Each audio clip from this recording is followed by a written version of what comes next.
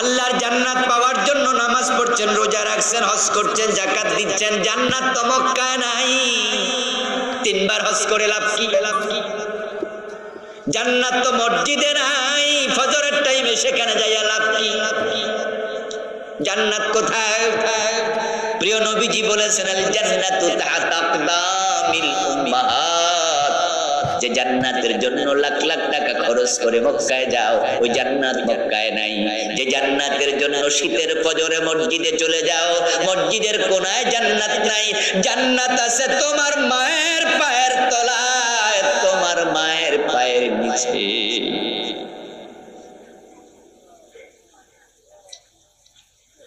قال رسول الله صلى الله عليه وسلم الوالد أوسط أبواب الجنة। প্রিয় নবীজি বলতেছেন জান্নাতে প্রবেশের যতগুলো দরজা আছে, বাবা হলো সবচেয়ে বড় দরজা।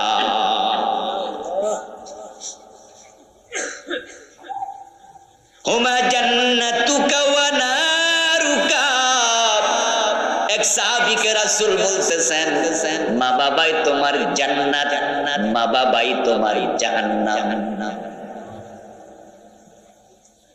তারা খুশি তো জান্নাত, তারা বেজার জাহান্নাম। রিদার রাব্বি রিদাল ওয়ালিদাইনি ওয়া সাখাতুর রাব্বি ফি সাখাতিল ওয়ালিদাইন। প্রিয় নবীজি বলেন আল্লাহর সন্তোষ মা বাবার সন্তুষ্টির উপরে ডিপেন্ড করে, নির্ভর করে।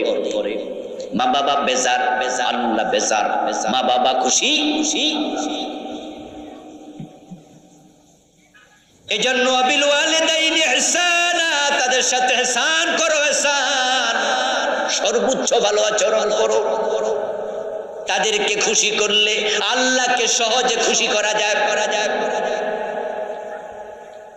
কোরআন মাজিদের সবচেয়ে বড় আলেম যিনি, রাসূলের পরে তিনি একজন সাহাবী, যাকে রাইসুল মুফাসসিরিন বলে। নাম ছিল আব্দুল্লাহ, বাবার নাম আব্বাস, রাসূলের আপন চাচতো ভাই আব্দুল্লাহ ইবনে আব্বাস রাদিয়াল্লাহু তাআলা আনহুমা। এই কোরআনের সবচেয়ে বড় মুফাসসির রাইসুল মুফাসসিরিন ইবনে আব্বাস বলে, সহিহ বুখারীতে এসেছে ইন্নী লা আ'লামু আমালান আকরাবু ইলাল্লাহি মিন বিররিল ওয়ালিদাইন। ও দুনিয়ার মানুষ, আল্লাহকে খুশি করার জন্য, তার সন্তুষ্টির জন্য তোমরা তো কত ইবাদত করো, জিহাদ করো, হজে যাও, সাদাকা করো, নামাজ পড়ো, চৈত্র মাসে রোজা রাখো, তোমরা কত ইবাদত করছো।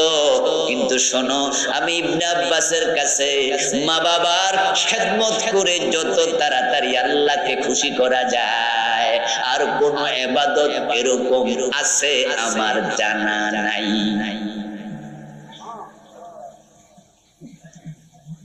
এই দুইজনকে খুশি করলে আল্লাহ এত তাড়াতাড়ি খুশি হয়, অন্য কোনো ভাবে এটা করা যায় না। প্রিয় নবীজি বলতেছেন আমি জান্নাতে ঢুকলাম, দাখালতুল জান্নাহ ওয়া সামিতু ফিহাল কুরআন। আমি জান্নাতে ঢুকে দেখি, হতে পারে মেরাজের রাতে, হতে পারে স্বপ্ন যোগে, রাসূলুল্লাহ মেরাজের রাতে সশরীরে জান্নাতে ঢুকেছেন।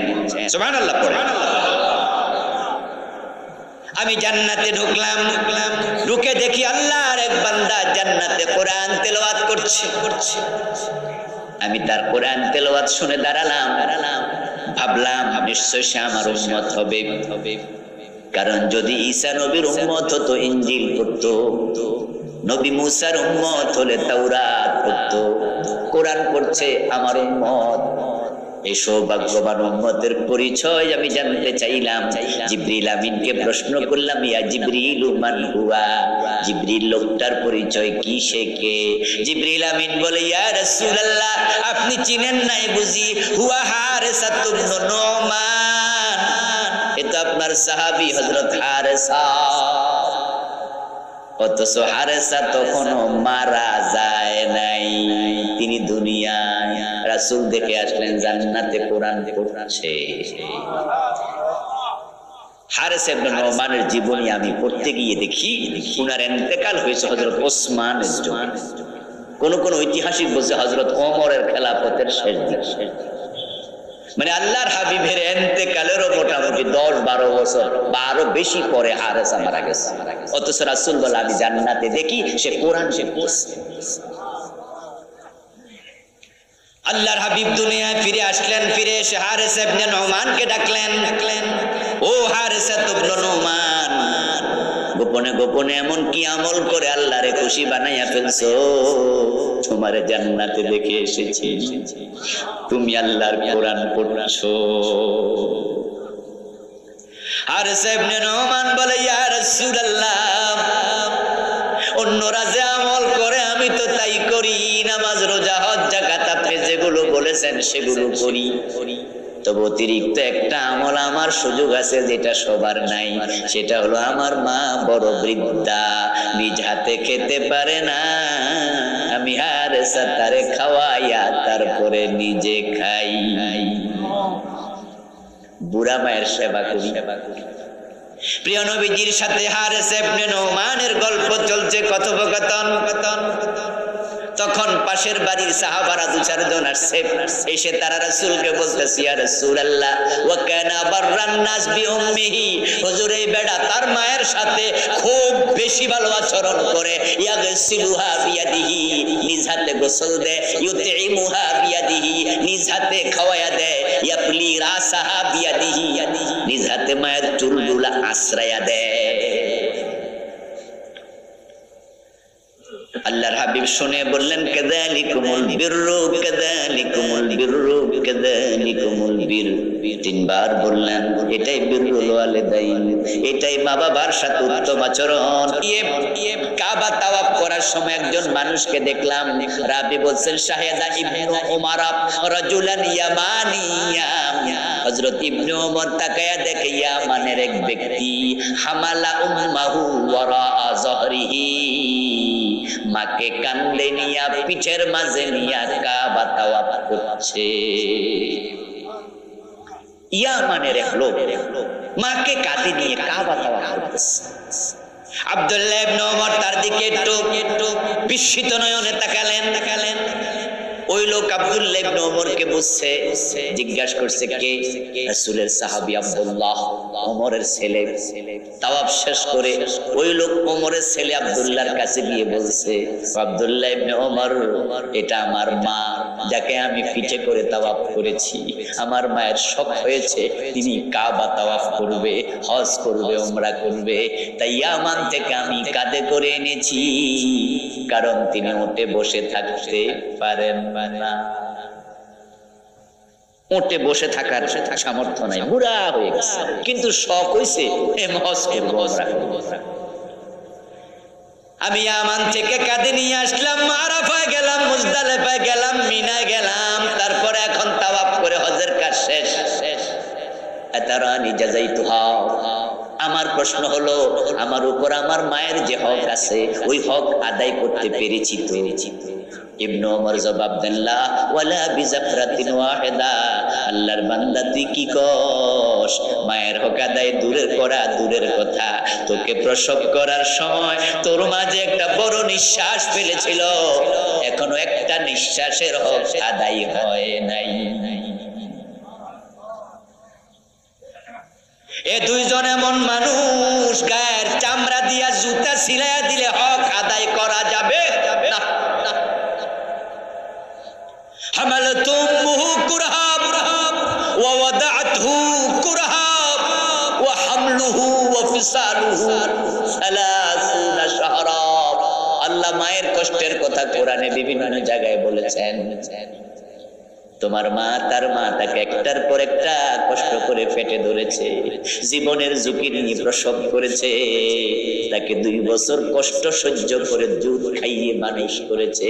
ওই মায়ের সাথে কখনো কড়া ভাষায় কথা বলিও না। বাবা তার গায়ের ঘাম পানি করে তোমাকে খাওয়াইছে, বড় করছে, লালন করছে, মানুষ করছে। এই জমিনে বাবার মতো মুহসিন কেউ নাই। গরিব বাবার জামা ছেঁড়া, নিজের জামা কেনার টাকা নাই, কিন্তু ছেলেকে নতুন জামা কিনে স্কুলে পাঠাইছে যেন বন্ধু বান্ধবের সাথে লজ্জায় পড়তে না হয়। বাবার জুতার আপনার ফিতা ছেঁড়া তালি দিয়া পরে, কিন্তু ছেলেকে বাবার নতুন জুতা কিনে দেয়। ও দোস্ত, রিক্সাওয়ালা বাবা বড় শখ, মানুষের রিক্সা চালাই। যদি একটা নিজে কিনতে পারতাম, 50 টাকা 100 টাকা করে জমাইতে জমাইতে মোটামুটি রিক্সা কেনার মতো টাকা হয়েছে। 25-30 হাজার টাকা ঘরে জমেছে। হঠাৎ ছেলেটা অসুস্থ, পেটে ব্যথা উঠছে, ডাক্তারের কাছে হাসপাতালে নিছে। ডাক্তার পরীক্ষা করে বাবারে কয়, আপনার ছেলের অ্যাপেন্ডিসাইডের ব্যথা উঠছে, যদি তড়িৎ অপারেশন না হয় তাহলে এটা বাস্ট হইয়া মরেও যেতে পারে, এখনই অপারেশন করতে হবে। তখন রিক্সাওয়ালা বাবা পাগল হয়ে যায়, ডাক্তার সাহেব আমার ছেলেকে বাঁচান, বাঁচতে সাহায্য করুন, কত টাকা লাগবে বলুন। কয় যে লাগবে তো 20-25 হাজার। বাবা তখন ভাবে রিক্সা কেনা দরকার নাই, আমার কলিজার টুকরাকে আগে বাঁচাতে হবে। স্বপ্ন জবাই করে সন্তানের চিকিৎসা করে এমন বাবাও আছে। নিজের স্বপ্ন জবাই করতে দেরি করে না, সন্তানের চিকিৎসা। এই জন্য এই দুইজন মানুষের অন্তরে ব্যথা দিতে আল্লাহ মানা করছে। আমাদের যুবকেরা, আমাদের ভাইয়েরা সেই মা বাবাকে নিয়ে ভাগ বসা, ঠেলাঠেলি, ধাক্কা ধাক্কি। 3 ভাই, তাই 10 দিন 30 দিন, 10 দিন শেষ হলে ইশারা দেয়, আম্মা আপনার খানা আজকে।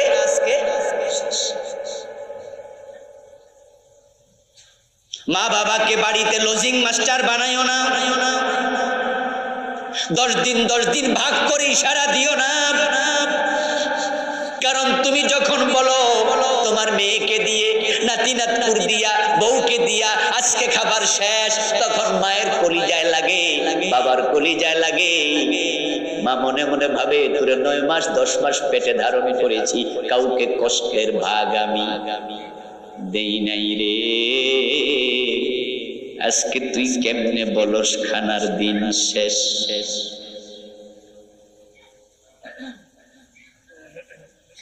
সন্তান পেটে আসার সাথে সাথে বমি শুরু হয়, 5-7 মাস পর্যন্ত কিচ্ছু খাইতে পারে না, খেলে বমি হয়ে যায়, এত বেশি হয় একদিন 20 বার 30 বার বমি হয়, এমন মাও।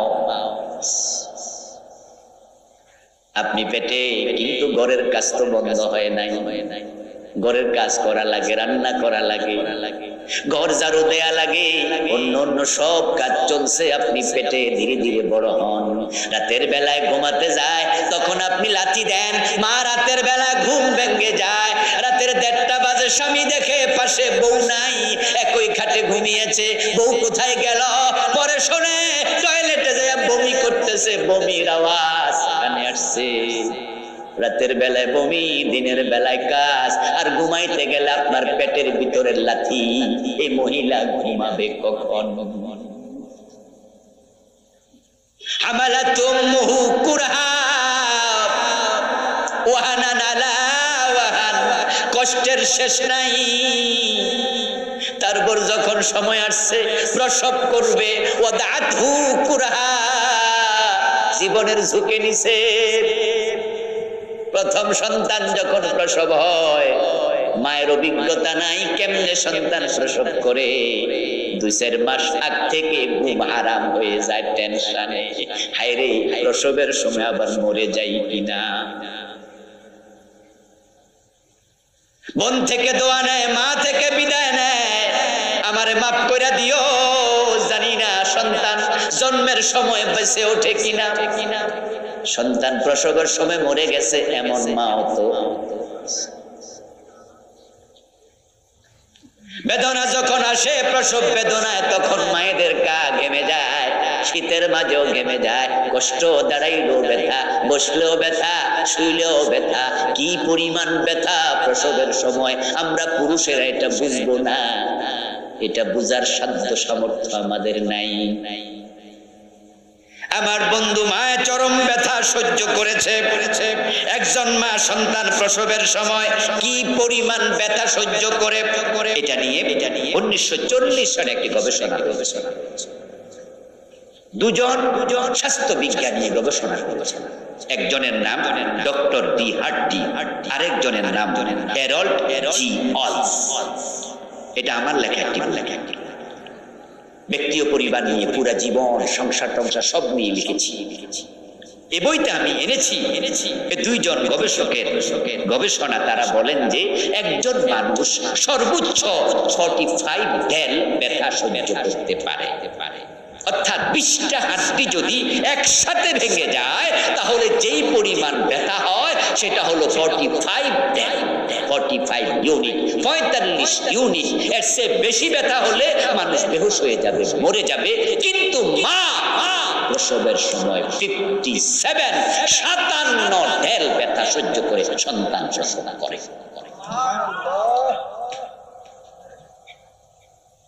20টা হাড্ডি একসাথে ভাঙার চেয়ে আরো বেশি ব্যথা মা সহ্য করে। জিহ্বায় কামড় দিয়েছে, নিজের চুল পর্যন্ত নিজে ছিঁড়ে ফেলেছে, চিৎকার দিয়ে উঠেছে। জীবনের ঝুঁকি নিয়ে আপনাকে আমাকে প্রসব করেছে। এখন তো সিজার, পেট কাইটা বাচ্চা বের হয়। কিন্তু আমরা যারা আছি 5 বোন 7 ভাই, 4-5 জন 10 জন 12 জন সন্তান, একটাও সিজার করে নাই। এরপরে বর্তমানে যে সিজারিয়ান সিস্টেম, এটাও কিন্তু কম কষ্ট না। মেরুদণ্ডের হাড্ডিতে একটা ইনজেকশন পুশ করে তারপরে পেট কাটে, ওটা একটা সোজা হয়ে শুয়ে থাকা লাগে। একদিন পুরা প্রায় 2 দিন পর্যন্ত নড়াচড়া পর্যন্ত করা যায়। শক্ত খাবার বন্ধ, প্রস্রাবের নল দিয়ে প্রস্রাব করানো লাগে। এরপরে আবার এই সিজারের ব্যথা মাঝে মাঝে ওঠে, পেট মোটা হয়ে গেলে ইনফেকশন হয়। কত কষ্ট, এখানেও কষ্টের সীমা নাই। সন্তান প্রসবে তার কষ্ট শেষ নয়, তারপরে এবার আসলো নতুন কষ্ট। আপনি দুধ খাবেন, প্রস্রাব পায়খানা করবেন, ডান হাত নাই বাম হাত নাই, 2 হাতে পরিষ্কার করে। আমার মা, আপনার মা আমাদেরকে 5 বছর 6 বছর বয়স পর্যন্ত প্রস্রাব পায়খানা পরিষ্কার করছে। আর আজকে আপনি মাকে ধাক্কা মারেন, এই ভাই ধাক্কায় ওই ঘরে, ও ভাই ধাক্কায় ওই ঘরে। আমি বলবো দোস্ত, 10 দিন ভাগ করে খাওয়ানো অন্যায় না। কারণ 3 ভাই চাইবে খেদমত করতে, 3 ভাই 10 দিন করে ভাগ করতেই পারে। কিন্তু আপনাকে বলবো আপনার কোনো 10 দিন না। আপনি মা বাবা 2 জনের কানের কাছে শক্ত করে বলে দেবেন, বউকে সামনে রেখে, আমার ঘরের দরজা তোমাদের জন্য 30 দিন খোলা। যে আমার ভাইয়েরা 10 দিন করে খাওয়া, কিন্তু আমি 10 দিন না। আমার কয়দিন? কথা বলে না কেন ভাইয়েরা? কয়দিন? আমার এই ঘর দরজা 30 দিন। আপনার বউকে বলে দেবেন, আমার মা আমার বাবাকে কখনো খাবার শেষ এই ইশারা দেয়া যাবে না, এটা হারাম, এটা নিষেধ। তারা খাইতে থাকুক, যখন মনে পড়ে ওই ঘরে যাবে তখন যাবে, যদি না যায় সারা বছর। আমার মা একা কষ্ট করেছে, কোনো ভাগ কাউকে দেয়নি, আমিও কোনো ভাগাভাগি করতে রাজি না। মা বাবাকে নিয়ে ধাক্কাধাক্কি হবে না, টানাটানি। কি হবে? টানাটানি হবে। এই ছেলে বলবো আমি খাওয়াবো, ওই ছেলে বলবো আমি খাওয়াবো। তাদের যেখানে মন চায় সেখানে খাবে। কিসের ভাগ? অথচ পোড়া কপাইল্লা খুব। শ্বশুর আসছে, শাশুড়ি আসছে, বাজার থেকে ইলিশ মাছ, রুই মাছ আনছে, রান্না করছে, শ্বশুর শাশুড়িকে নিয়ে মজা করে খায়। মা বাবাকে ডাকটাও দেয় না। কেমনে ডাক দেবে? খাবার তো 2 দিন আগে না শেষ। বউরে একটু কইছিল, মারে একটু ডাকি, বাবারে একটু ডাকি। বউ ধমক মারছে, আমার মা বাবা আইছে, এখন আবার ডাকা ডাকির কি দরকার? 2 দিন আগে না খেয়ে শেষ করছে। তখন তিনি বিড়ালের মতো মেও করে বউয়ের শাড়ির আঁচলের নিচে ঢুকে, এটা স্বামী না, এটা আসামি, এটা পুরুষ না, এটা কাপুরুষ। শ্বশুর শাশুড়িকে অসম্মান করবে এটা নয়। তারা তোমার শ্রদ্ধেয়, তারা মুরব্বী, তাদেরকে সম্মান করো। কিন্তু ভুলে যেও না তোমার শ্বশুর শাশুড়ি কখনো তোমার মা বাবার উপরে প্রাধান্য পেতে পারে না। আর যদি সেটাই করো, তাদেরকে কষ্ট দেওয়া অপেক্ষা করো। তিলকাল আইয়ামু নুদাবিলুহা বাইনান নাস। আল্লাহ কোরআন মাজিদে বলছেন, আমি মানুষের মাঝে দিন ঘুরাইয়া দেই। আজকে তুমি ছেলে, কালকে হবে বাবা। আজকে যে আচরণ করেছ, তোমার সন্তান সেটাই ফিরাইয়া দেবে।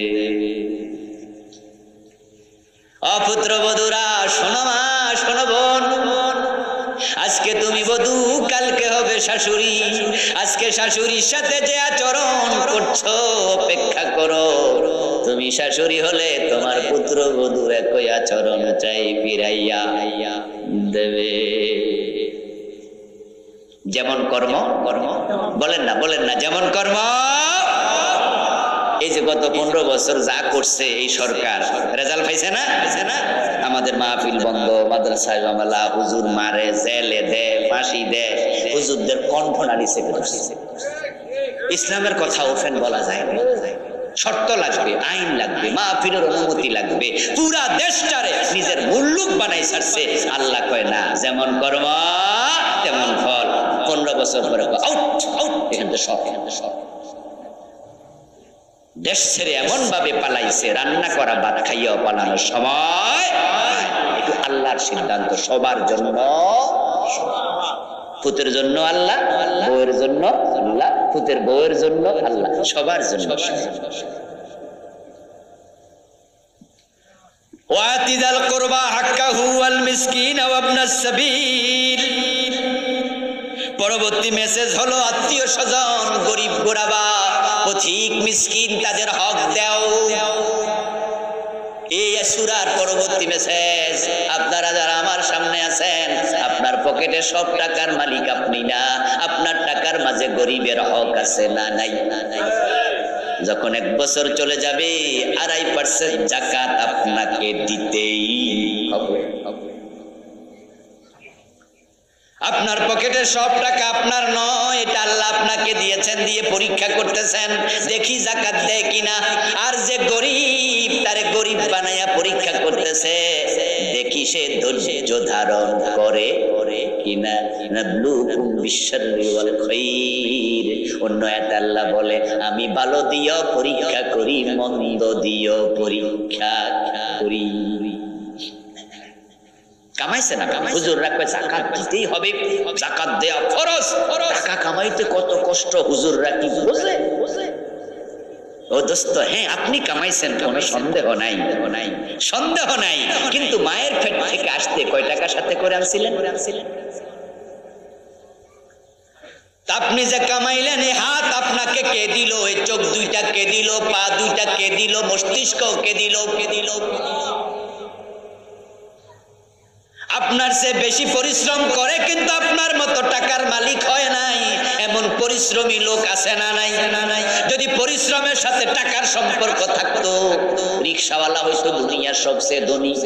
যারা মাটি কাটে তারা হয়তো সবচেয়ে ধনী। যারা কনস্ট্রাকশনের কাজ করে তারা হয়তো সবচেয়ে ধনী। যারা কারণ বাজারে দমিন না বস্তা কান্দে তুলে ট্রাকে তোলে, আবার ট্রাক থেকে নামায়, তাদের মতো পরিশ্রম একজন ডাক্তার 10 বছরে করে না, তারা একদিনে যা করে। একজন রিকশাওয়ালা যখন রিকশা চালায়, শীতকালে পর্যন্ত গেঞ্জি ভিজা দেয়, খাবে। কষ্ট কাকে বলে? একদিন চালাইয়া দেখ। পেডেল যারা আমার বন্ধু দমন্না বস্তা 1 বস্তা 2 মণ 2.5 মণ কান্দে তুলে ট্রাকে উঠতেছে আর নামাইতেছে। আমি মাঝে মাঝে তাকায়া থাকি, একটা তুলে দিলে আমি বাড়ি শুয়ে যাব। কিন্তু দিনে বেতন কত? এই কুলির দিনে বেতন কত? রিকশাওয়ালা কামায় কত? আর যারা ডাক্তার, ইঞ্জিনিয়ার অফিসে বসে থাকে, কলম দিয়ে লেখে, এসি রুমে বসে, তার মাসে বেতন কত? আসলে পরিশ্রমের সাথে রিজিকের সম্পর্ক নাই। পরিশ্রম হলো উসিলা, রিজিক দেয় কে? তো রিকশাওয়ালা রিজিক আল্লাহ কম দিছেন। হানু কাসামনা বাইনাহুমুল মাআইশ নাহনু কাসামনা বাইনাহুম মাঈশাতাহুম ফিল হায়াতিদ দুনিয়া। আল্লাহ কোরআনে বলে আমি দুনিয়ার জীবনে মানুষের বন্টন করি রিজিক, কাউকে রিজিক দিছি বেশি, কাউকে রিজিক দিছি কম, এটা আমার বন্টন। এখন আপনাকে বেশি রিজিক দিয়া ধনী বানাইছে, বানাইয়া কয় তোমার পকেটে আমি তাদের হক ঢুকাইছি, তাদের হক তাদেরকে দিতেই হবে। হক দেয় না, বোনেরটাও দখল করে, ভাইয়েরটাও দখল করে, এমন জালেম ভাই আছে না নাই? বাপেরে ফুসলাইয়া নিজের নামে জমি লেখা, ভাইয়েরা ছোট অথবা নেতা গোছের বাপের বুঝায় বাবা আপনি আমার নামে লিখেন। বাবা ছোট রেখে মরে যায়, বড় ভাই দেখা যায় ভাইদের সম্পদ ভক্ষণ করে মানুষে বুঝায় দিছি তো ওরে জমি দিছে বিলের মাঝখানে আর নিজেরটা নিছে বাজারের মাঝখানে। কহেরও দিছি ওখানে 1 ঘন্টা, আমিও নিছি 1 ঘন্টা, এটার দাম 2 লাখ, এটার দাম 2 কোটি। এই যে তুমি ঠকাইলা দোস্ত ভুলে যেও না, আল্লাহ তোমারে বড় বানাইছে পরীক্ষা করার জন্য। পরীক্ষায় ফেল মারলে জান্নাত কপালে জুটবে না। আত্মীয় স্বজনের হক রেখে দেবেন না। মান কাতা মিরাসা ওয়ারিসিহি কাতা আল্লাহু মিরাসাহু মিনাল জান্নাহ। প্রিয় নবীজি বলেছেন যে আত্মীয়দের হক মিরাস কেটে রাখে, আল্লাহ তার জান্নাত কেটে রেখে দেবে। বাইরে ঠকাইলেন, অমুকরে ঠকাইলেন, জাল দলিল করলেন, ক্ষমতা প্রয়োগ করলেন, বাজারের জায়গাটা দখল করছে অথচ নিজের না, নিজেরটা এখানে আরো 5 হাত চাপাইয়া বিল্ডিং তুলছে, কারণ নেতার ভাতিজা। এই যে আপনি পরেরটা খাইলেন, কয়দিন চোখ বুঝিলে সব শেষ। জীর্ণ শীর্ণ সরাই খানা, রাত্রি দিবা 2টি দার, এরই মাঝে দুনিয়াদারি চলছে বড় চমৎকার। রাজার পরে আসছেন রাজা, সজ্জা কত বাদ্য ধূপ, তুচ্ছ এসব কয়দিনই বা চোখ বুঝিলে সব নিঝুম। এই দখল করা জমি কিন্তু কবরে নিতে পারবে, থেকে যাবে। কিন্তু সমস্যা কোথায় জানেন? সমস্যা হলো রাসূলুল্লাহর হাদিসে তিনি বলেছেন মান আখাযা মিনাল আরদি শিবরান যুলমা, অন্যায় করে যদি 1 বিগত পরিমাণ সম্পদ দখল করে, সাইয়ুতাওয়াক্কাহু ইয়াউমাল কিয়ামাতি মিন 7 আরদিন, আল্লাহ সেটারে 7 গুণ বড় করে কিয়ামতের দিন ওই জালেমের গলার মাঝে ঝুলাইয়া দেবে, দিয়ে ফেরেশতারে বলবে লাঠি লো, জাহান্নামের চাবুক লো, তাকে পিছন দিয়া পিটা আর বল এই সবটা মাটি গলায় লইয়া হাসরের মাঠে চল। কয় গুণ বড় করবে? 7 গুণ। ওয়াজ বাড়িতে নিয়ে কয় গুণ? সাইয়ুতাওয়াক্কাহু ইয়াউমাল কিয়ামাতি মিন 7 আরদিন, 7 গুণ। এদিকে 7 দিকে আরো 7 গুণ। ওটা তো পাহাড়ের চেয়ে বড় হয়ে যাবে, পাহাড়ের চেয়ে বড় হবে নিশ্চিত। কারণ পৃথিবীর সবচেয়ে বড় পাহাড় যেটা হিমালয়, তার চূড়া হলো 29,000 ফিট উঁচু। কত হাজার? 29। আর পৃথিবীর সবচেয়ে গভীর সমুদ্রের গভীরতা হলো 36,000 ফিট গভীর। এর মানে কি দাঁড়ালো? মানে দাঁড়ালো পুরা হিমালয় কেটে যদি ওই প্রশান্ত মহাসাগরের গভীরতম স্থানে ছেড়ে দেয়া হয়, সবটা হিমালয় ডুবে যাবে, তার উপরেও পানি থাকবে 7,000 ফিট। ওটা তো 36, এটা 29। এখন যে জায়গায় গভীরতা আছে সেই জায়গায় গভীর যেখানে শেষ, ওখানে আবার মাটি আছে না নাই? তাহলে বোঝা গেল মাটির গভীরতা আরো বেশি। তাহলে 7 গুণ যদি নিচে যায় অবস্থা হবে কি? এই জন্য আমি একটা পরামর্শ দিই মানুষের, আজকেও আপনারা দিতেছি, সেটা হচ্ছে যারা মানুষের জমি টমি দখল করেন তারা প্রতিদিন 1-2 কেজি দুধ রোজ করে খাইবেন, যেন বল হয়, না হয় টানবেন কেন? কি বিপদ না? এই জন্য দুধ খাইয়া মোটা সোটা হয়ে থাকবেন, যেন ওইটা টানতে পারে। আর যদি মনে করেন যে টাইম মোড়া হইও লাভ নাই, তাহলে পরের জমি দখল ছেড়ে দেন, দখল ছেড়ে দেন। মিরাসি হক কখনো কাটবেন না। জাকাত দেন, জাকাত হিসাব করে করে দেন, এক পয়সা যেন জাকাতের পকেটে না থাকে। গরিব মিসকিন অসহায় তাদের যা পাওনা দিয়ে দেন। ওয়ালা তুবাযজির তাবযীরা। এবার পরের নসিহত হলো, ও ধনী মানুষেরা শোনো, সম্পদ পাইয়া অপচয় করিও না, অপচয়কারী শয়তানের ভাই। গরিবরা অপচয় করবে, এটা করে না। অপচয় কেমনে করবে? তো নাই, অপচয় করে ধনীরা। খুব খারাপ জিনিস এটা। আল্লাহ অপচয় দারুণ অপছন্দ। গাড়ি বইয়ের একটা, ছেলের একটা, নিজের একটা, খায় অর্ধেক, চালায় অর্ধেক।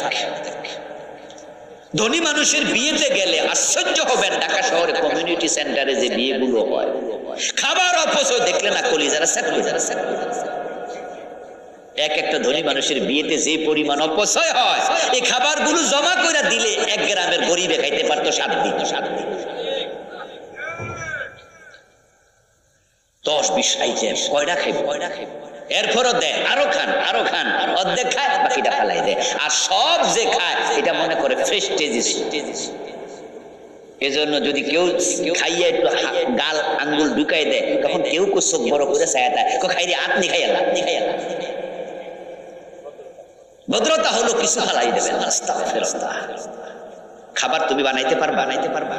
খাবার আপনি বানাইতে পারবেন? একটা দানা বানাইতে পারবেন, কাটটা ফালাইলেন। কে বানাইলো? ফালাইলো। খুব সাবধান, খুব সাবধান। এই জন্য ছেলে মেয়ে চাইলে দেবে। ধনী মানুষ যারা আছেন সন্তানদেরকে অভাব শিখাবেন, তাহলে সন্তান অপচয় করবে না। কারণ আমরা যারা ধনী আছি, আপনারা যারা ধনী আছেন, আপনি ধনী একদিনে হন নাই, আপনি ধনী আস্তে আস্তে হয়েছেন। কিন্তু আপনার সন্তানরা জন্মের পরেই তারা বড়, কারণ বাবার আছে। এই জন্য ধনের মায়া তাদের আপনার মতো থাকবে না।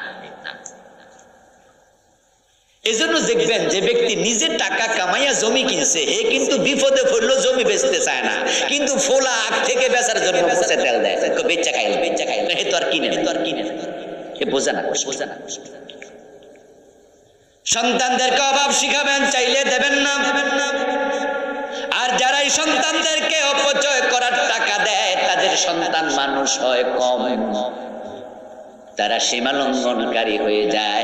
তাই অল্প বয়সে ইউনিভার্সিটি লেভেলে মাদকাসক্ত হয়। গাঁজা খাওয়ার টাকা পায় কই? বাপে না দিলে। বাপ যদি টাকা না দিত, হিরোইন খায় করতে, ইয়াবা কেমনে কিনে করতে টাকা। এই জন্য সন্তানরা টাকা চাইলে জিজ্ঞাসা করবেন, টাকা দিয়ে কি করবা?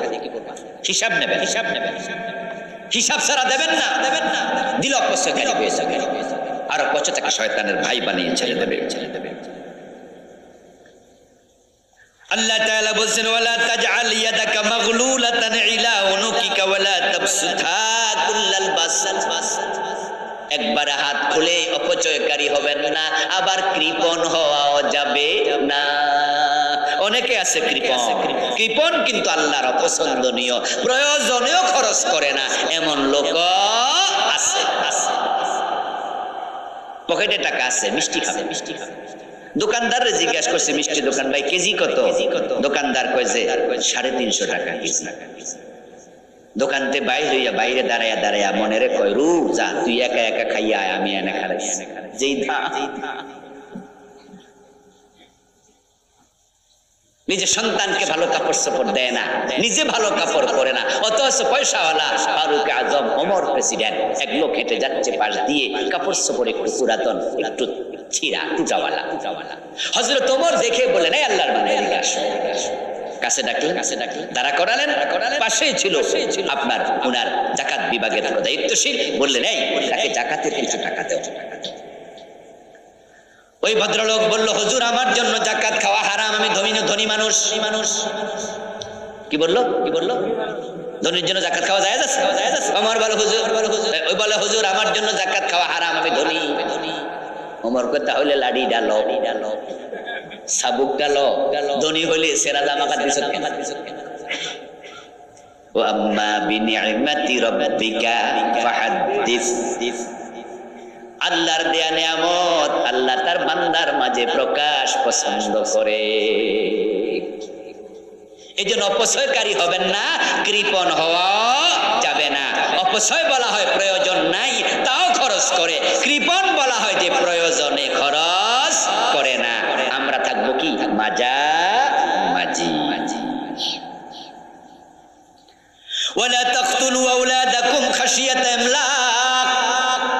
পরবর্তী অর্ডার, রিজিকের ভয়ে সন্তান হত্যা করা যাবে না। ছেলে হোক মেয়ে হোক, কয়টি সন্তান যথেষ্ট? কাপাসিয়ার লোকেরা সালাক আছে, কয় না। এই কথা বলা যাবেও না। ছেলে হোক মেয়ে হোক, দুটি সন্তান যথেষ্ট। এটা এই দেশে একটি কুফরি স্লোগান, শিরকি স্লোগান। এই স্লোগান ঢুকাইয়া মানুষকে বুঝাইছে বেশি সন্তান হইলে খাওয়াবে কে, অথচ রিজিকের মালিক আল্লাহ। তা নিয়ে তোমার টেনশন করার কোনো প্রয়োজন নেই। বরং আমরা স্লোগান দেব, মুখ দিয়েছেন যিনি, আহার দেবেন তিনি। এটাই কোরআনের কথা। আপনাদের কাছে আমি জানতে চাইবো, যারা জানেন বলেন তো, আল্লাহ মানুষ বানাইছে আগে না রিজিক লেখছে আগে? রিজিক লেখছে আকার জমিন বানানোর আগে। আপনি আর আমাকে বানানোর আগে তো বটেই।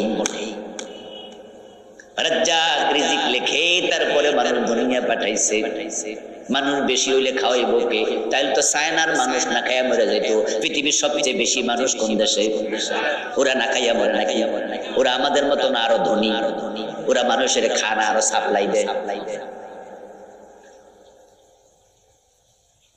মানুষকে সম্পদে পরিণত করো, সম্পদে পরিণত করো।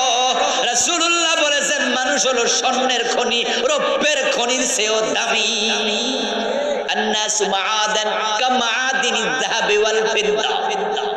স্বর্ণের খনি যেমন, মানুষের দাম তেমন। যদি এটাকে মানুষ বানানো যায়, আমাদের বাংলাদেশে পরিবার পরিকল্পনার পিছনে যত টাকা খরচ করছে, এই জন্ম নিয়ন্ত্রণ ফিল, জন্ম নিয়ন্ত্রণ এটা বানাইয়া যত টাকাই পর্যন্ত খরচ হয়েছে, এই টাকা যদি ইন্ডাস্ট্রি বানাইয়া চাকরি দিত অথবা যুবকদেরকে ট্রেনিং দিয়া বিদেশ পাঠাইতো, তাহলে এই দেশের রেমিটেন্স আরো 10 গুণ বেশি আসবে। আপনি বিদেশ লোক পাঠান, কিছু জানে না, না গাড়ি চালাইতে জানে, না মেকানিক্যাল জানে, না ইলেকট্রিসিটি জানে, কোনো এলেম নাই, কালাম নাই, পেশা নাই। এই বিদেশ গেলে সারু দেয়া সারা করবে। বাংলাদেশে জনশক্তি বিদেশ যায়, অধিকাংশ কিচ্ছু করতে পারে না। তো না করতে পারলে আপনার চাকরিটা দিবে কোথায় বলেন? যদি বাংলাদেশ থেকে পাঠানোর আগে সরকার বলতো না তুমি ইলেকট্রিক্যাল ইঞ্জিনিয়ার হয়ে যাও, ইলেকট্রিকের মেকানিক হয়ে যাও, তুমি টাইলসের কাজ শিখে যাও, তুমি ফ্রিজের কাজ শিখে যাও, তুমি মোবাইলের কাজ শিখে যাও, তুমি এটা শিখে যাও, তুমি ড্রাইভিং শিখে যাও, ওই দেশে যাওয়ার সাথে সাথে কাজ মিলে যেত। তখন বেতন হতো কর্মচারী ওই সুইপারের বেতনের চেয়ে 3 গুণ 5 গুণ বেশি। আমি ছোট করছি না, হ্যাঁ করছি না, তারা আমাদের ভাই, কিন্তু প্রশিক্ষণ যারা পাঠায়, যার কারণে সমস্যা। আপনারা যারা উমরায় গেছেন, হজে গেছেন, মক্কা শরীফে মদিনা শরীফে এক রকমের পোশাক পরা কিছু ঝাড়ুদার দাঁড়ায় থাকে না? দেখছেন নি? তার মাঝে 100 জনের ভিতরে 95 জন বাংলাদেশ।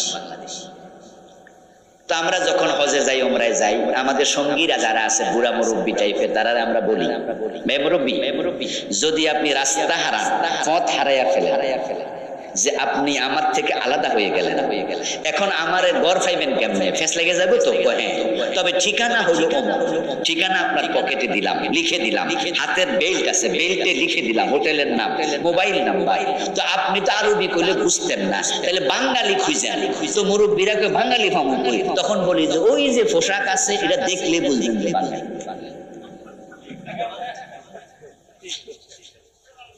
অভিজ্ঞতা থেকে আপনারা মক্কা মদিনায় গেলে দেখবেন যারা দাঁড়ায় আছে রাস্তায় সুইপারি করছে, কাগজ ঠোকাইতেছে, ঝাড়ু দিতেছে, ওই লোকগুলো অধিকাংশ আমার বাংলাদেশি ভাই। এবার বলুন তো, যদি সে এখান থেকে কিছু প্রশিক্ষণ নিয়ে যাইতো, রাস্তায় ঝাড়ু দেওয়ার প্রয়োজন হতো না। এখন আপনি যে ফ্রি ভিসা ওরে পাঠিয়ে দিলেন, এখন ওই দেশে যাওয়ার পরে ওই দেশের লোকেরা ওরে জিজ্ঞাসা করে, এই হাবিবি, এই হাবিবি, ওই সাদেকি, ও আমার দোস্ত, ও আমার বন্ধু, তুই কি কাজ জানোস? এখন হে কয়, আমি তো কোনো কাজই কি কয়, মাফি মালুম। একজন আরবি কয়ে দিছে, এই যে হেতে কয়ে দিল মাফি মালুম, আমি কিছু জানি না। তখন হে বোঝে, তাহলে তো কাগজ টোকাইতে তো আর কোনো এলেম লাগে না। রাস্তায় কাগজ টোকাইতে এলেম লাগে, রাস্তা ঝাড়ু দিতে কোনো এলেম লাগে? কত তাহলে তুই এই কামড়াই, বেতন কত? 1800 রিয়াল, 2000 রিয়াল, 2500। আর যদি বলতো যে হ্যাঁ আমি গাড়ি ড্রাইভিং করতে জানি, আমি ফ্রিজ ঠিক করতে জানি, আমি বিদ্যুতের কাজ জানি, আমি টাইলসের কাজ জানি, আমি এটা জানি ওটা জানি, তাহলে তার দাম বাড়তো, বেতন হতে 5000 রিয়াল, 3000 রিয়াল, আর সে দেশে বেশি টাকা পাঠাইতো। এই দেশে আর বলা লাগতো না ছেলে হোক মেয়ে হোক দুটি যথেষ্ট, খাওয়াইবো কে চিনতে। এজন্য আল্লাহ তাআলা বলেন, লা তাকতুলু আওলাদাকুম খাশিয়াতা ইমলাক নাহনু নারযুকুহুম ওয়া ইয়্যাকুম ইন্না কাতলাহুম কানা খিতান কাবীরা। রিজিকের ভয়ে কখনো সন্তান হত্যা করো না, তোমাদেরকে আমি খাওয়াই, তাদেরকেও খাওয়াবে কে?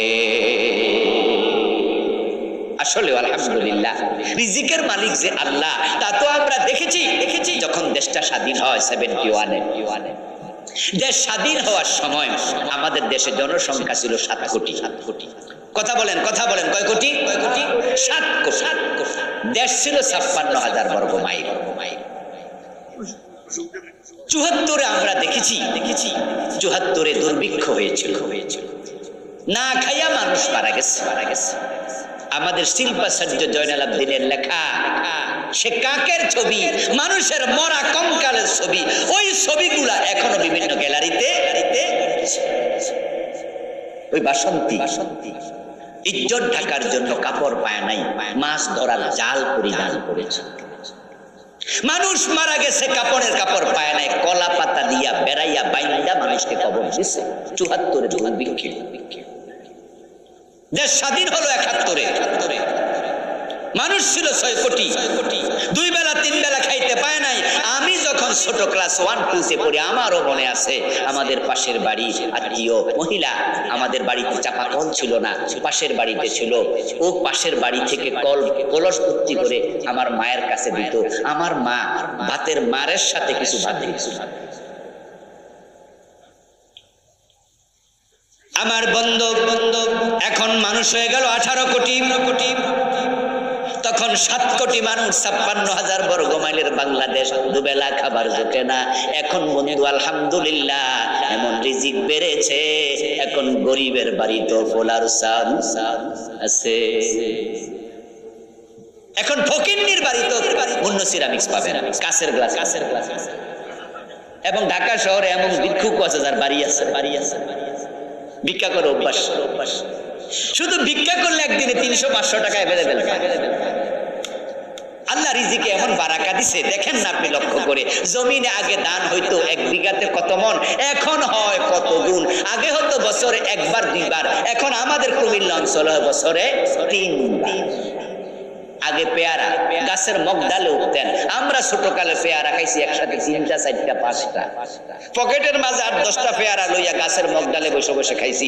আর এখন গাছ হইছে ছোট, পেয়ারা হইছে বড়, একটাই 3 জনে খাওয়া। নাম দিছে কি? কেজি না কাজী? আল্লাহ কাজী হইলে বিআইপি, আর কেজি হইলো আম। কত রকমের আম! আচ্ছা, আপনি কি ভাবতে পারেন, এক সময় আমাদের সময় নানার বাড়িতে আম গাছ বেশি ছিল, গেলে আম কাটতো নানি আর বলতো যে খা। দেখতাম ফোকা হাঁটতেছে, নানি কইতো ফোকাওয়ালা খাইলে সাঁতার শেষ হবে। আচ্ছা, এরকম কথা কি আপনারা শুনছেন? এর মানে কি জানেন? মানে ফোকাওয়ালা খাই, এটা খাওয়ার ট্যাবলেট, বুদ্ধি। আচ্ছা, এখন যে আম বাইরেছে বাজার থেকে আমরা কিনি, পোকা নাই, কত রকমের আম, সুবহানাল্লাহ। আচ্ছা বলুন তো, 18,000 মানুষ, খাবার কমেছে না বেড়েছে? রিজিকের মালিক কে? রিজিকের মালিক কে? তাই রিজিকের ভয়ে সন্তান হত্যা। হিন্দুরা তাদের লক্ষ লক্ষ দেবতা বানাইছে, তাদের খোদার সংখ্যা নাকি 33 কোটি কোটি। মূল খোদা মূল রবকে ভুলে গেছে। আল্লাহ শুকরিয়া, আমরা নবী মুহাম্মাদের ইবাদত করি না, আমরা নবী মুহাম্মাদের সন্তুষ্টি কামনাও করি না, আমরা নবী মুহাম্মাদের রবের সন্তুষ্টি কামনা করি। আমরা নবী মুহাম্মদকে অনুসরণ করি, তাকে মেনে চলি। কিন্তু আমরা বলি ইন্না সলাতি ওয়া নুসুকি ওয়া মাহইয়ায়া ওয়া মামাতি লিল্লাহ। নিশ্চয় আমাদের নামাজ, আমাদের স্যাক্রিফাইস, আমাদের জীবন, আমাদের মরণ সব কিছু কার জন্য? সব কিছু কার জন্য নিবেদিত? নবী মুহাম্মদের রেজামন্দি আমরা তালাশ করি না, কারণ নবী আমাদেরকে বলে নাই তোমরা আমার সন্তুষ্টির জন্য ইবাদত করো, বরং আমাদের প্রিয় নবী মুহাম্মদ সাল্লাল্লাহু আলাইহি ওয়াসাল্লাম আমাদেরকে আল্লাহর সন্তুষ্টি অর্জন করতে বলেছেন, শিখিয়েছেন। ঠিক নয় কি? ওয়াকাদা রাব্বুকা আল্লা তা'বুদু ইল্লা ইয়াহু। প্রথম মেসেজ, এক আল্লাহ ছাড়া কারো ইবাদত করা যাবে না। এই মেসেজ যারা গ্রহণ করবে শুধু তারাই হবে জান্নাতি। হাসরের ময়দানে আল্লাহ মানুষকে যখন জান্নাত দেবেন, জান্নাত দেওয়ার আগে তিনি বলবেন ফাদখুলি ফি ইবাদি, তারপরে বলবেন ওয়াদখুলি জান্নাতি।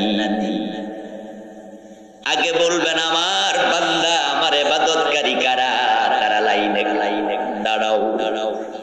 হাসরের ময়দানে তোমরা যারা আছো আমার বান্দাদের কাতারে ঢোকো। যারা শুধু আল্লাহর বান্দা, আল্লাহর গোলাম, সেদিন তারাই শুধু দাঁড়াবে। অন্যরা দাঁড়াতে চাইলো সে লাইনে দাঁড়াতে দেয়া হবে না, চাইলেও দাঁড়াতে পারবে না। যারা শুধু আল্লাহর ইবাদত করবে তারাই সেখানে দাঁড়াবে, আর যারা দাঁড়াতে পারবে এবার ওয়াদখুলি জান্নাতি, আল্লাহ বলবেন তোমরা এবার আমার জান্নাতে ঢোকো। আল্লাহর জান্নাতে যেতে হলে ইবাদত করতে হবে কার? শুধু আল্লাহর, শুধু আল্লাহর। আল্লাহর ইবাদত করবেন, আবার মাজারে যাইয়াও সিজদা দেবেন, তাহলে ফিরের ইবাদত হয়ে গেল। দুজনের ইবাদত যে করবে সেই হলো মুশরিক। যে শুধু আল্লাহর ইবাদত করবে সেই হলো মুমিন। যারা লাত মানাত উজ্জার ইবাদত করত, নম করত, কাবার ভিতরে বাহিরে 360 মূর্তি স্থাপন করছে, তার কাছে গিয়ে মাথা নত করেছে, ওরা কিন্তু আল্লাহর ইবাদত ছাড়ে নাই, তারা আল্লাহর ইবাদত করত। কিন্তু তারা মুশরিক কেন? কারণ তারা শুধু আল্লাহর ইবাদত করে নাই, আল্লাহর সাথে অন্যকেও শামিল করেছে। এখন আপনি মসজিদে গেলে আল্লাহর আইন মানবেন, সংসদে গিয়ে ব্রিটিশ আইন মানবেন, অথচ আইনের মালিক শুধু কে? তো দুজনেরটা মানলে আপনিও মুশরিক। রেজাল্ট সমাজ। মক্কার লোকদের ব্যাপারে আল্লাহ তাআলা বলছেন লা ইন সালতাহুম মান খালাকাস সামাওয়াতি ওয়াল আরদ লা ইয়াকুলুনাল্লাহ। হে রাসূল, লাত মানাত উজ্জার পূজা যারা করে এই মুশরিকদেরকে যদি আপনি প্রশ্ন করেন আকাশ এবং জমিন কে বানিয়েছে, তারাও বলবে আকাশ জমিন বানিয়েছে আল্লাহ। এটা তারাও বোঝে, তারাও জানে। কিন্তু যে আল্লাহ আকাশ এবং জমিন বানিয়েছে শুধু তার ইবাদত করে না, লাতের ইবাদত মানাতের করে। এজন্য তারা মুশরিক। আর আপনি আপনার উম্মতকে বলে দেন না না এটা করা যাবে না, বরং তোমাদের চিন্তা হবে ইয়াকা নাবুদু, আমরা শুধু তোমার ইবাদত করব, তার সাথে কাউকে শরীক করা যাবে না। আমাদের দেশে যারা হিন্দু আছে, হিন্দুদের মাঝেও অনেকে আছে যারা ভগবান ঈশ্বর বলে আল্লাহকে ডাকে, এবং তারা মাঝে মাঝে কেমন আছেন জিগাইলে আল্লাহ ভালো রাখছে, এমন হিন্দুও আসেনি। আমি পাইছি এমন অনেক। জিগাই দাদা কেমন আছেন, আল্লাহ ভালো রাখছে। সাভারে আমি জমা পড়াইছি এক মসজিদে 14 বছর। ওই মসজিদের পিছনে একটা হিন্দু দোকানদার, ঔষধের ছোট মোটো ডাক্তার, ওই যে LMF আছে না, ছোট ডাক্তার ফার্মেসি তো ওষুধ বেচে, ছোট মোটো ডাক্তারি। তো একদিন আমি ওনার কাছে কি ওষুধ জানি কিনতে গেলাম আমার মসজিদের সাথে পিছনে। তো ওখানে গিয়ে আমি দাঁড়াই আছি, এর মাঝে দেখি একজন রোগী এসে ওনারে বলতেছে ওষুধ দেন, দিল। দেওয়ার পরে রোগী জিজ্ঞাসা করতেছে ডাক্তার সাহেব ওষুধে রোগ ভালোই বলি। তখন ওই আল্লাহর বান্দা ডাক্তার বলতেছে, হিন্দু ডাক্তার বলতেছে, এই ওষুধে কি রোগ ভালো করে? রোগ ভালো করে আল্লাহ। আপনি জান ওষুধ খান, ওষুধ হলো উসিলা, ভালো করবে আল্লাহ, জান। আমি অবাক হয়ে তাকে কি কইলো, এটা তো সব ইমানদারও বোঝে না, ঠিক না? সব মুসলমানও তো এই কথা কয় না। আরে কইলো না। আচ্ছা আপনারা বলুন তো আসলে কি ওষুধের রোগ ভালো করে না আল্লাহ করে? এই ডাক্তারি কেমনে আমার বন্ধু যারা বলে আল্লাহর কথাই যে বললো আল্লাহ ভালো করে, এই হিন্দুরাই কিন্তু আবার বিয়ের সময় সরস্বতী, বিয়ের সময় আপনার ওই যে শিবের পূজা করে, যেই হিন্দুরা ঈশ্বর বলে আল্লাহকে ডাকে, পরীক্ষা দিতে যাওয়ার সময় তারা সরস্বতীর পূজা করে। তারা বলে মা সরস্বতী আমারে পরীক্ষা পাস করাইও। যখন দান পাট লাগায়, গম লাগায়, তখন লক্ষ্মীর পূজা করে, আপনার দুর্গার পূজা করে। যখন ব্যবসা বাণিজ্য করে তখন লক্ষ্মী দেবীর পূজা করে। তাই হিন্দুদেরকে দেখবেন দোকানে সন্ধ্যা বেলায় ধূপ জ্বালায় এবং তাদের দোকানে তারা লক্ষ্মী দেবীর মূর্তি রাখে। তাদের ধারণা হলো ঈশ্বর তো আছে, তিনি আসমানে থাকে, উনি হলো মূল খোদা। উনি ওনার ডিপার্টমেন্ট বিভিন্ন জনের ভাগ করে দিয়ে দিচ্ছে।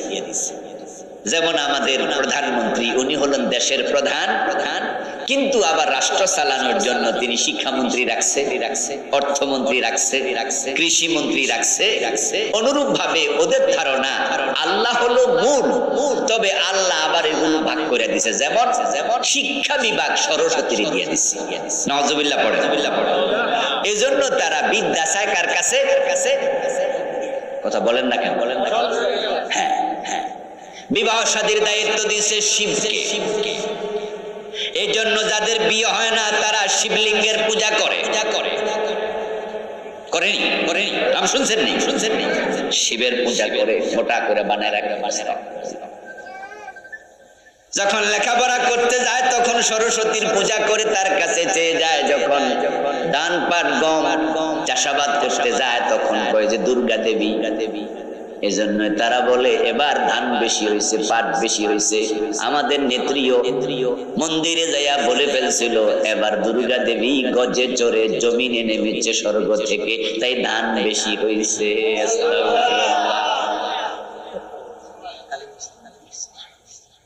ধন্যবাদ। আজকের এই মাহফিলে কালীগঞ্জ থানার বর্তমান অফিসার ইনচার্জ, কি নাম ভাই? আলাউদ্দিন, মাশাআল্লাহ, উনি মাহফিলে চলে আসছে। আমরা ওনাকে ধন্যবাদ জানাচ্ছি। আচ্ছা, আমার প্রিয় ভাইয়েরা, দুর্গা দেবী স্বর্গ থেকে মর্তে নেমেছে গজে চড়ে। গজমানি হাতি। গজমানি কি? হাতি হলো হিন্দুদের ধারণা মতো তাদের দুর্গা দেবীর বাহন। যখন গজে চড়ে, হাতিতে চড়ে স্বর্গ থেকে মর্তে আসে তখন ধান বেশি হয়। তাহলে ফসলের দায়িত্ব কৃষি মন্ত্রীর দায়িত্ব দিছে কারে? দুর্গারে। এজন্য তারা দুর্গা দেবীর পূজা করছে, ক্ষেত ভালো হবে, ফসল ভালো হবে।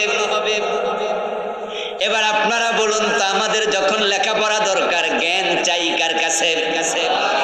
আল্লাহ শিখাইছে ওয়াকুল রাব্বি জিদনি ইলমা, রাব্বি জিদনি। আমরা বলি ও রব তুমি আমাদেরকে ইলম দাও। আমরা এটা বলি না যে আল্লাহ শিক্ষা বিভাগ আরেকজনের দিচ্ছে, আমরা বলি শিক্ষা কার হাতে? রিজিক কার হাতে? ইন্নাল্লাহা হুয়ার রাজ্জাকু যুল কুওয়াতিল মাতিন। আমরা বিশ্বাস করি আল্লাহই একমাত্র রিজিক দাতা।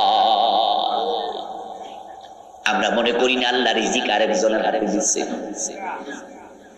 যখন আমাদের সন্তানদের বিয়ে হয় না, আমরা দোয়া করি কার কাছে? বিপদে পড়লে বিপদ থেকে বাঁচার জন্য প্রার্থনা করি কার কাছে? সবকিছু এক আল্লাহর হাতে। আল্লাহ ছাড়া কারো কাছে চাওয়ার কোনো অনুমতিও নাই। কিন্তু এরপরও কিছু মুসলমানের সন্তান বিভ্রান্ত, যারা জান্নাত থেকে বঞ্চিত হবে। সন্তান যদি না হয় তাহলে আমরা আল্লাহর কাছে চাইবো, কারণ সন্তান দেয়ার মালিক শুধু কে? কিন্তু কিছু লোক খাজা বাবার কাছে সন্তান চাওয়ার জন্য ইন্ডিয়া চলে যায়, এমনও আছে না?